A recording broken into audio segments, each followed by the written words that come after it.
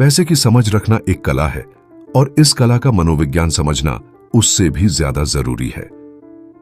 पैसों का मनोविज्ञान मॉर्गन हाउसल द्वारा लिखित एक लोकप्रिय पुस्तक है जो वित्तीय निर्णयों को समझने के लिए मनोवैज्ञानिक दृष्टिकोण को सरल और प्रभावी ढंग से प्रस्तुत करती है। यह पुस्तक पैसे के प्रति हमारे व्यवहार, सोच और आदतों को समझने पर केंद्रित है जो हमारे वित्तीय जीवन को आकार देते हैं। हाउसल की बेस्टसेलर किताब द साइकोलॉजी ऑफ मनी यह बताती है कि हम पैसे के साथ कैसे सोचते हैं, महसूस करते हैं और व्यवहार करते हैं और कैसे इन भावनाओं और धारणाओं से हमारी वित्तीय सफलता तय होती है।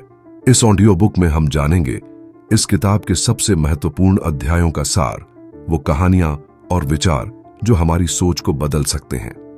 पैसे का व्यवहार कौशल से ज्यादा महत्वपूर्ण है। वित्तीय सफलता केवल तकनीकी ज्ञान जैसे निवेश रणनीतियां पर निर्भर नहीं करती। यह इस बात पर ज्यादा निर्भर करती है कि आप पैसे के प्रति अपने व्यवहार, भावनाओं और आदतों को कैसे नियंत्रित करते हैं। उदाहरण के लिए, धैर्य और अनुशासन अक्सर जटिल वित्तीय योजनाओं से अधिक महत्वपूर्ण होते हैं। पैसे के बारे में हमारी सोच, हर व्यक्ति का पैसों के प्रति नजरिया अलग होता है। प्रत्येक व्यक्ति का पैसे के प्रति दृष्टिकोण उनकी व्यक्तिगत परिस्थितियों, अनुभवों और पृष्ठभूमि से प्रभावित होता है।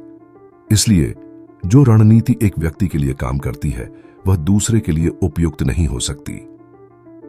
हम में से ज्यादातर लोग सोचते हैं कि पैसा एक तार्किक चीज है, जोड़ो, बचाओ और बढ़ाओ। लेकिन असल में पैसा पूरी तरह से भावनात्मक चीज है।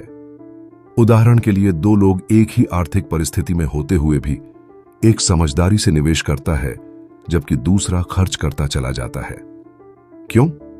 क्योंकि हर किसी का वित्तीय अनुभव, परवरिश, डर और उम्मीदें अलग होती हैं। भाग्य और जोखिम।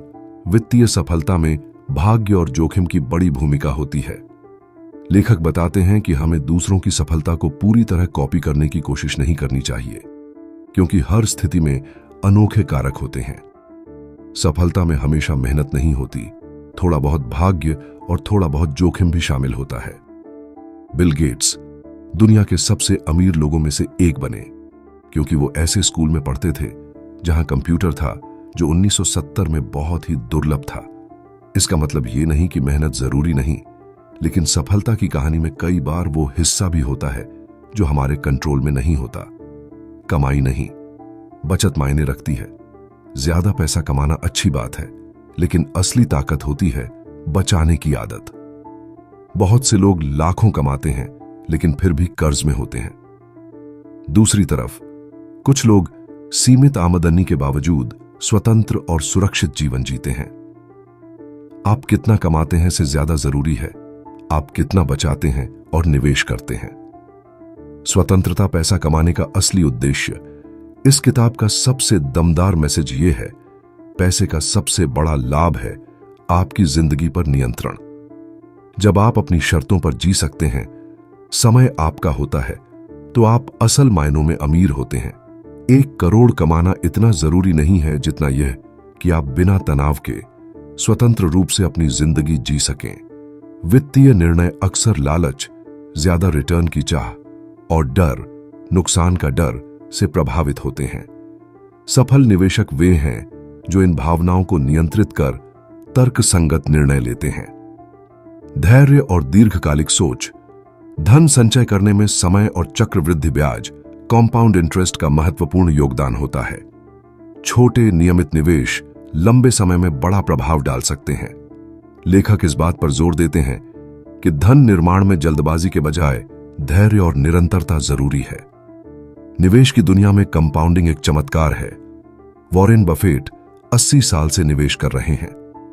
उनकी दौलत का ज्यादातर हिस्सा उनके 60वें साल के बाद बना। इसका मतलब है धीरे धीरे लगातार निवेश करने से असाधारण परिणाम मिल सकते हैं। सब कुछ जानना जरूरी नहीं। बहुत से लोग तब तक निवेश नहीं करते जब तक उन्हें सब कुछ न समझ आ जाए। लेकिन सच्चाई यह है, 80% सही और लगातार किया गया एक साधारण निर्णय 100% सही निर्णय लेने की कोशिश से ज्यादा बेहतर होता है। डर और परफेक्शनिज्म हमें पीछे खींचते हैं। पैसे से शांति कैसे पाएं? पैसा कभी भी खुशी की गारंटी नहीं देता, लेकिन यह शांति जरूर दे सकता है, बशर्ते हम समझदारी से इसका इस्तेमाल करें। कम खर्च, ज्यादा बचत और सीमित इच्छाओं के साथ पैसा न सिर्फ आपके जीवन को आसान बनाता है, बल्कि आपको मानसिक संतुलन भी देता है।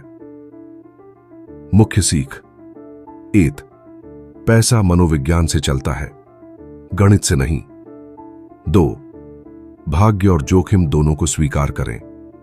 3. कमाई से ज्यादा बचत जरूरी है। 4.